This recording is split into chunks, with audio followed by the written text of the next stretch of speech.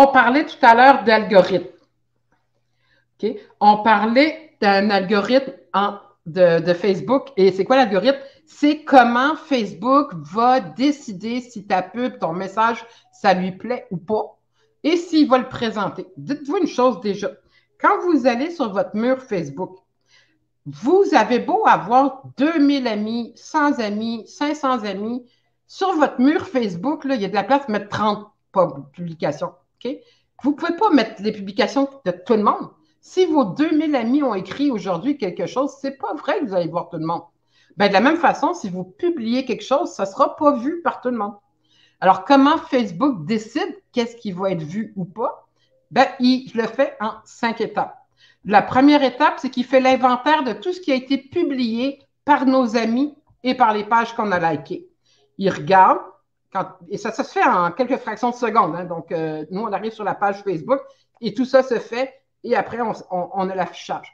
Donc, il va regarder qu'est-ce qui a été publié aujourd'hui sur mes profils, sur mes pages, qu'est-ce que ça donne. Il va regarder l'inventaire, toutes les options disponibles de ce qu'on peut afficher.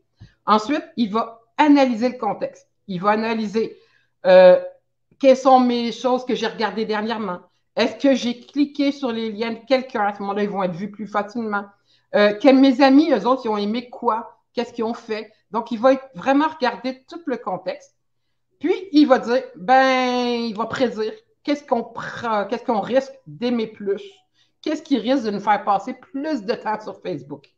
Hein, on le sait tous, hein? On prend notre téléphone, on regarde un truc que notre ami a partagé sur Facebook, puis la première chose qu'on sait, c'est que ça fait une demi-heure qu'on est dessus. Oups, on repose notre téléphone puis on continue de travailler. D'accord? Ben ça, Facebook, c'est tout un art, justement, le fait de choisir ce qu'il va nous montrer va faire en sorte qu'on va rester plus longtemps. Et ça veut dire quoi? Ça veut dire qu'il choisit aussi dans ce qu'on va publier, ce qu'il va montrer aux personnes qui sont susceptibles d'être intéressées, parce qu'il va donner un pointage, un score à ce qu'on va publier et par rapport à ce qui aura plus de chances de plaire aux membres de Facebook. Pourquoi? Ben, tout simplement pour les garder plus longtemps dans Facebook, qu'ils voient les pubs, que les annonceurs soient contents, que l'argent rentre chez Facebook, puis que les actionnaires soient heureux. D'accord? Alors, c'est comme ça que Facebook choisit qu'est-ce qu'il va afficher de nos contenus. Si on publie des choses qui sont jamais likées, jamais commentées, que les gens ne s'intéressent pas à ce qu'on fait, on a très peu de chances d'avoir de la visibilité organique. Alors, comme je disais, la visibilité organique, la seule façon d'avoir de la visibilité organique, c'est d'avoir de l'engagement sur nos publications. Il faut faire des publications où les gens vont liker, où les gens vont commenter, où les gens vont partager.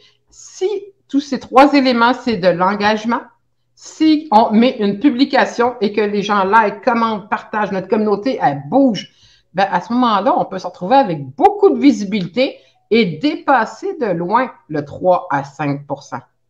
Mais pour ça, il faut avoir de l'engagement.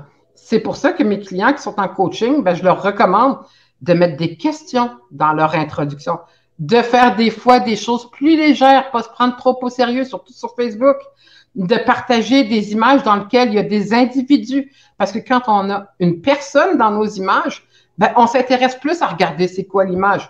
Hein, quand on voit quelque chose dans notre fil d'actualité, puis qu'on voit un objet, on regarde moins. Quand on voit une personne, on va regarder plus. On est curieux des personnes, qu'est-ce qui leur arrive. Et si on regarde plus, ben, on va passer plus de temps sur le post, on a plus de chances de liker, de commenter et de partager. Et encore là, ces trois engagements n'arrivent pas au même niveau de valeur. Dites-vous, très approximativement, okay, mais c'est pour se donner une idée, un like, c'est 1 point.